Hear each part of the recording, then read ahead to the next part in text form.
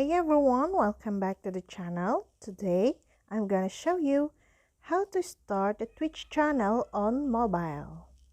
So, all you have to do is go to your application. Then you need to sign up first.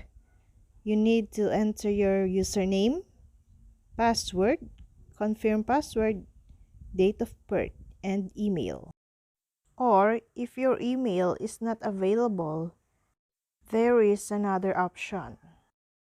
You need to enter your phone number, username, password, date of birth. After that, click on Next. Now, to verify your phone number, code will send on your phone number and type the code under the box. And after that, click Confirm.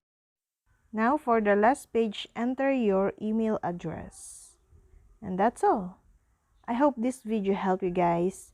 For more videos, subscribe to our YouTube channel. Thank you for watching. See you again.